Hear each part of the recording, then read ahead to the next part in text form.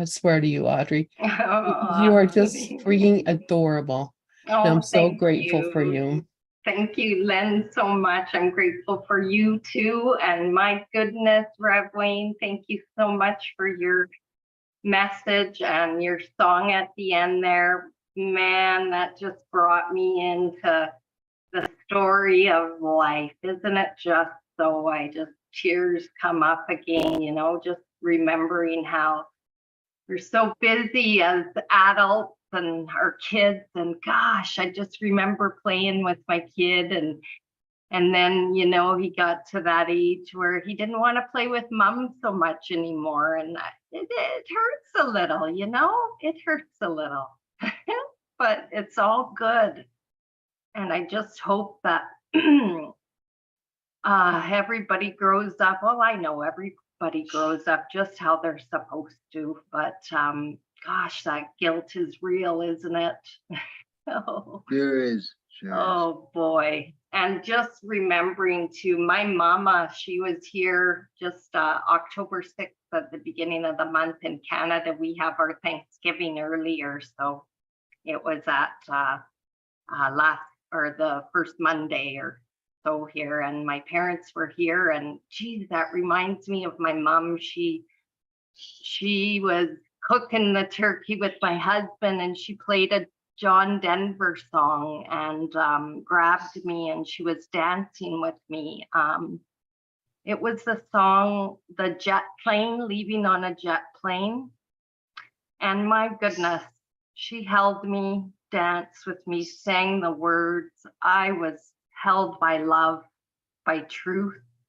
There was such a dissolving of anything, of right, wrong, I just felt completely surrendered in her arms. It was a moment I've never experienced in my life. The first time I tried to talk about it was just absolute weeping of unbelievable feeling from the depths of this soul. I am so grateful to have experienced that with my mom. And I just feel that, and I send it all out to the universe. Thank you so much. That just reminded me so much, Reverend Wayne, that song. I just appreciate that. And yeah, here we are today. Absolutely. Yeah, thank you. Really good. I love your music. Oh, so good. I love music. Music for me has changed so much. I used to listen to songs and I would be just, bellowing out the words, and it would be to a boyfriend, a recent crush, and I just would be singing the words. And now it's all changed, that there's this song in my heart to my spirit, my soul, and I sing those same words. They're now a love for the truth, the energy of God, the universe, source, life. It's a song for that. And the feeling is just as deep and sweet. So music is just, I'm just grateful for music. So thank you always for sharing that in your programming. So yeah, we're gonna switch things up here today. I know my fellow mighty companion Lydia Houston is reading Living A Course in Miracles with Dr. John, and I think it's awesome. We both could read it. But then I was just feeling this little bit of something, and I got the answer that I have another one of John's books here, and I checked it out with Lynn, and it was okay with her to switch over to reading A Course in Mysticism and Miracles.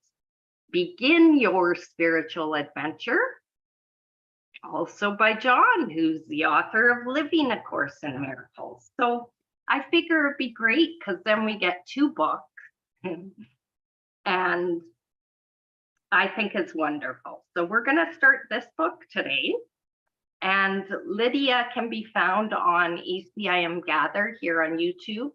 And you can check her out to keep going or start over with Living A Course in Miracles. And I think it's all awesome. Hopefully you do too. And if not, well, you know what? There's always an opportunity to look at that and see what's percolating for you. That's how I've realized that anything that I'm not at peace with, I just got to check in. And what a wonderful tool to be able to do that.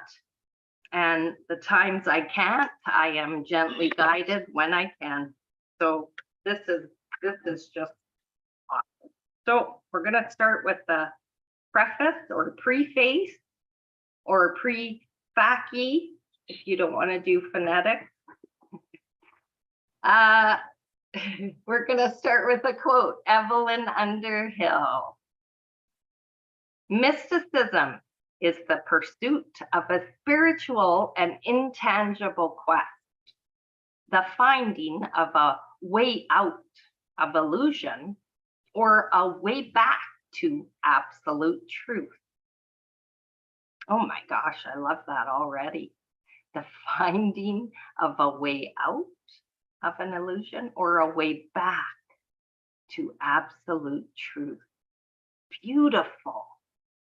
The juxtaposition of that, I love it because it's just saying that same thing of what I was talking with a friend about today, you know, way out, way back. All these words point us to truth, and they do, for me, seem to be opposites, but the opposites are becoming blurred to me now, that the opposites are really just the same. Like you're finding a way out of illusion or a way back to absolute truth.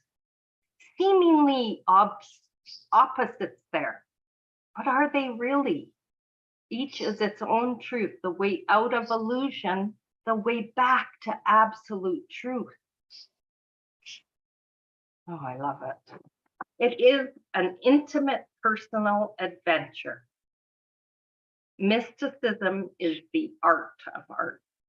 It is the most romantic of adventures. Oof. All right, here we go. Why pick up this book? Why read any further? Maybe you already know something of the mystical. Maybe mysticism for you means remembering something you already know. When you read the teachings of the world's great wisdom literature and know of the wisdom of A Course in Miracles, a conversation naturally emerges regarding the similarities between the teachings of the Course and a host of teachings from different mystics and philosophers across the ages. Spend some time reading the Course and you'll soon say, who wrote this? It is clear that no body wrote it. It came through the mind and the hands of Helen Schuckman, a professor of medical psychology at Columbia University. Having known Helen, however, as brilliant as she was, these sentences are not her ordinary way of speaking or being. In the 2016 movie Arrival, when aliens land on Earth, the first thing they must do is establish a means of communication. Not only are they confronted with a language, as there would be, say, between someone who speaks Chinese and someone who speaks English, there is also a tremendous gap between the way the aliens think and the way those they find on Earth think. This boundary must be crossed before real communication can begin. Geez, that's so true, because that's true with my birds, right? I don't speak chirp and they don't speak human, although we could start to debate that right now, because I swear to God, they understand me and I understand them. So do I understand chirp? Maybe. But it took a while to establish that. for sure. There needed to be a trust. 20th century philosopher Ludwig Wittgenstein once pointed out that although we cannot even begin to imagine how a lioness thinks, if her eyes are fixed on a gazelle, we have some idea of what she has in mind. So it is that mystical thinking also transcends words and our current ways of seeing, understanding, and being. Yet we can still grasp its meaning. About A Course in Miracles. A Course in Miracles presents itself as a manual for a special curriculum intended for teachers of a special form of the universal course. There are many thousands of other forms, all with the same outcome. That's from the Manual for Teachers, Chapter 1. The course is but one of many thousands of spiritual paths, indeed, thousands upon thousands. There have always been those, like 13th century Persian mystic, well, Rumi. His first name was a J. I don't know if they pronounced the J's then, if it was Jalaluddin.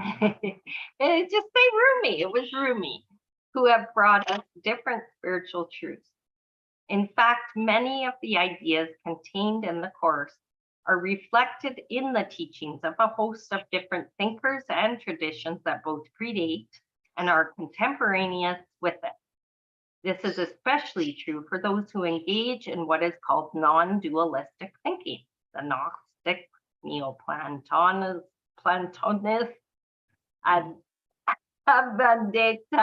Vedantists, Zen Buddhists, Sufis, Kabbalists, Transcendentalists, those who expound new thought philosophies like Christian Science, unity, and religious science, and more recently, those who favor the work of Marie Perron in A Course of Love. Interfaith work and or what is also called interspirituality is clearly the wave of the future. In the end, no religion wins. God wins, which means everyone wins, as our will must ultimately be the same as that of God. Everything not of God is illusory, what the Course calls the dreaming of the world. The Course, like all mystical teachings, calls upon us to awaken from all dreaming. Since its release in 1976, A Course in Miracles has come to be regarded as a great work of art in a 21st century spiritual classic. More than 3 million copies now exist in 27 different languages. What is unique about the Course is its incredibly high level of psychological sophistication. It is truly a document of the 21st century, one that gives us ever deeper insight into the working of the mind. This book explains what mysticism is and identifies the basic characteristics of mystical experience: the loss of subject-object identity, a sense of timelessness, release of the ego self, and experiences of wonder, awe, reverence, freedom, happiness, and bliss. The Course is a manual for the awakening of mystic vision without dogma, rituals, and the fetters of traditional religion. While there are many dedicated teachers of the Course, there is no hierarchy within its followers, no bishop, no central organization, no chain of command. This book contains quotes from and or stories of more than 200 different individuals and sources. In the back of the book, you'll find an alphabetical listing of the mystics, philosophers, poets, and personalities discussed, along with a sentence or two about their lives and who they are or were. Oh, I love John, how he does that alliteration here with the P's. A listing of the mystic philosophers, poets, and personalities discussed. Very clever. Love it. Reference key. Quotations and paraphrasing from A Course in Miracles, unless otherwise designated, come from the 3rd edition published by the Foundation for Inner Peace. That's the blue book. The location of each quote or paraphrase appears immediately after, and then it goes into telling how the reference is done. And I am going to put that in a description of this, or in the comments I will put, because I don't have access to descriptions. So I'm just going to put this in case anybody isn't aware of how to do referencing. I'm just going to copy that because it was very helpful to me when I looked at that. All right. Next in the book is the or are the acknowledgements. I'm not going to read them. John thanks his wife, he thanks his assistants, various teachers, and so forth. So I'm going to get right into the introduction, why mysticism and miracles. And we're going to read a quote here from Course in Miracles. The part of your mind in which truth abides is in constant communication with God, whether you are aware of it or not.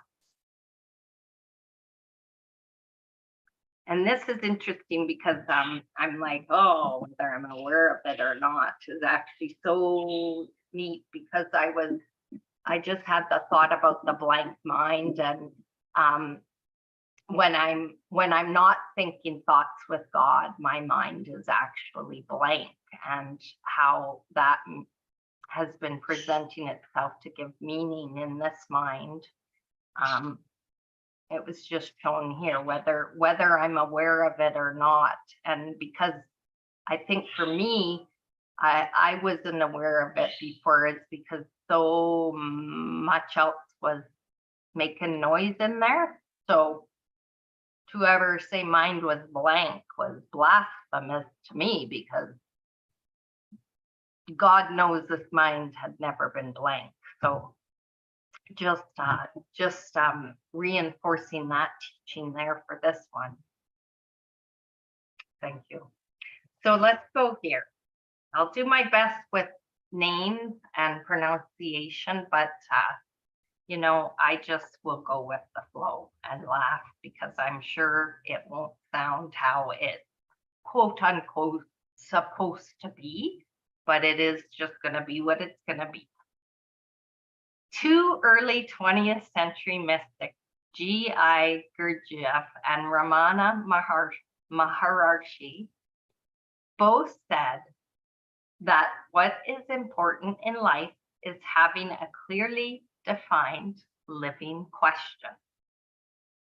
As A Course in Miracles expresses it, the test of everything on earth is simply this: what is it for?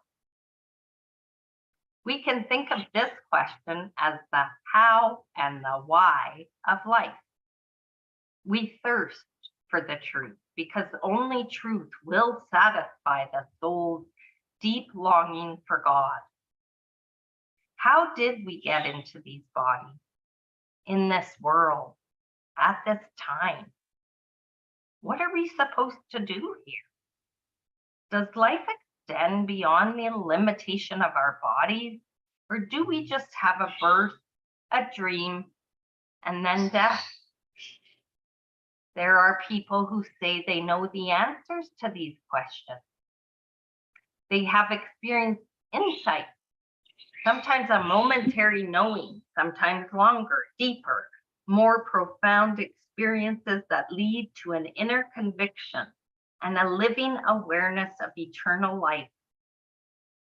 Some have experienced quote unquote awakenings that have lasted for days and were so profound that they were not able to talk or eat. To go through such an awakening is to be transformed. When thus awakened, they often feel the need to share what they have seen, but find it very hard to put it into words.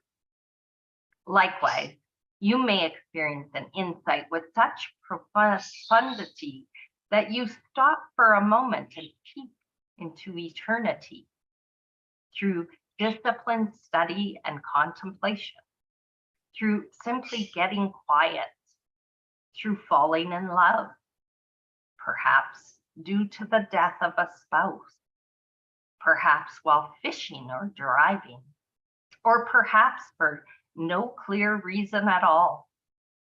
That is when your mind takes a picture of something you can never forget. And then we're going to go into a little bit of background. I'm excited to read this because I don't know a lot about John. I know a lot about Helen and Judy. I had the privilege of meeting Judy when she walked this plane, walking with gratitude. What a beautiful soul. And actually, AUDZ, Audzi, was a name given to me by Judy. So Audzi, I just kept it. I always called myself Odd, A-U-D, because it's O-D-D, odd, and I like that I'm weird. I've always liked that I'm a weirdo, so odd, and Judy added that Z, odd. So I just have kept it up because I love it because it's like from A to Z, everything from A to Z. Odd, A to Z, you know, I don't know. It's that little something special, right? It's a special thing, which we all have those. It's part of this person, but I know it's also just a name, but I thought I would share that there. I know we have 3 minutes, and I think I can just read this a little background. If I go over, I'm sure that Lynn will be okay. So I'm just going to read through this. It's only a page and a half. For over 40 years, I simultaneously followed 2 professions. I was a parish minister and I taught classes in philosophy, religion, and psychology at several colleges. Thank you, Lynn. During the summer of 1970, I trained in yoga with Swami V. In the summer of 1971. Yeah, I can't even. Yes, okay, I'll try. Swami Vishnavananda.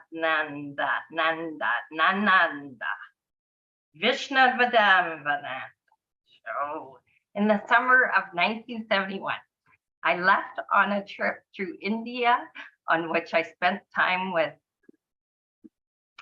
Satya Sai Baba, Bhaktananda, and Osho. While meditating in an underground man-made cave at Bhaktananda's ashram in Janeshpuri, I was guided to go back to New York and assured that I would find what I was looking for there. I just had that little outburst because I'm like, okay, why can't all the names be like America, New York, or like, where's Janeshpuri? Oh, I'm just gonna laugh. And that I would find what I was looking for there. The whole experience left me wanting something more. By this time, it was clear to me that God could only be found within. Oh, wow, that's such a beautiful recognition, even so, that God could only be found within. Because man, it's that looking out without, because going to the Bible study classes when I was young and always looking to the teacher, looking to the Bible, never being told, look within, what do you hear? I mean, that was blasphemy. Here's that word again. For I would think, because you wouldn't dare look or ask within because we were sinners. I mean, how could we know anything or have any guidance? At least that was my experience. So we're glad John knew that God could only be found within. But I still needed to look for deeper clarity and understanding. My first book, Learning to Die, appeared in 1973. Helen Schuckman, the scribe of the Course in Miracles, and William Thetford, her supervisor at Columbia University School of Physicians and Surgeons, came to a lecture I was giving on mysticism and near-death experiences. At the time, I was 1 month shy of my 30th birthday and knew that my own experiences paled in the face of Helen and Bill's deeper understanding of their spiritual path.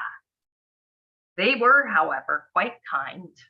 Helen welcomed my enthusiasm for mysticism and appreciated the fact that I was a theology student. One spring Sunday in 1975, Helen sat me down with Bill Thetford and another of her colleagues, Ken Wapnick, in Ken's tiny studio apartment in New York. There, she told me how the Course had come to be and how it affected the other people in the room. After this initial meeting, Ken and I decided we would continue to get together for further discussions at General Theological Seminary, where I was living, teaching, and doing postgraduate work. From that night on, Ken became my primary teacher and older brother in this earthly journey. When he died, Ken left us a mountain of information in printed books, audio recordings, and video production. Exploring this treasure is marvelous fun, and I still listen to his many CDs as I drive. Ken left us more than words, however. He also left us an example, a demonstration of how to live in truth and find our way back home. For those who knew Ken, one word describes him above all others: kindness. Helen became a kind of informal therapist for me, helping me sort through my feelings and deal with my too frequent romantic upheaval. A few weeks after our meeting, Helen met Judy Whitson, who later became the president of the Foundation for Inner Peace, which published the first edition of the Course. Judy and I had been friends since the 1960s, and were both working with the American Society for Physical Research. Judy arranged for the Xeroxing of 300 copies of the Course, called the Criswell edition, so a small group of us could start reading it and practicing the workbook lessons prior to its publication in 1976. Old news. What the Course says is not new.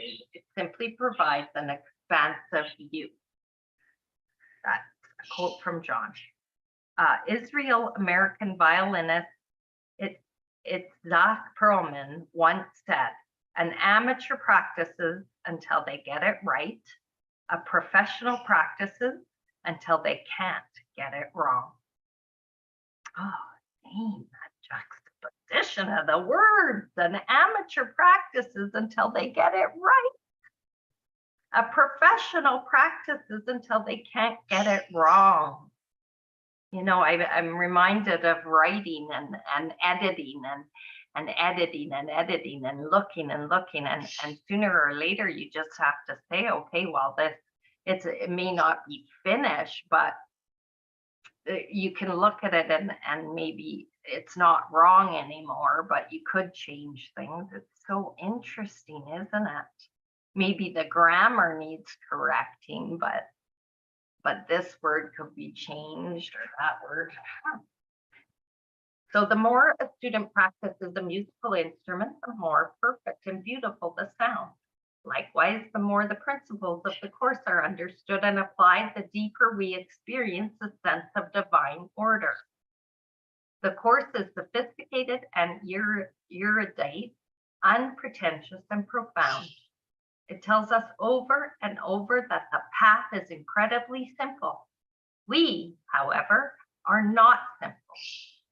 Understanding the course requires that we purify our thoughts and deliberately remove all blocks to an awareness of love's presence.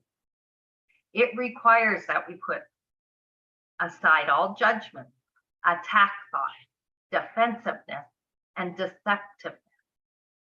Most of all, it requires practice, practice, practice, until you simply can't get it wrong. And thank you, Lynn, for letting me go 5 minutes over. We'll leave it there and we can continue on in the introduction and read the next section next week of the new book, A Course in Mysticism and Miracles. And again, how lucky, fortunate am I to get to do this, get to read this book by myself, and then I get to listen to Lydia to hear that book as well. I get 2 books in one. Boom! Thank you all. Love you. Thank you, Audrey.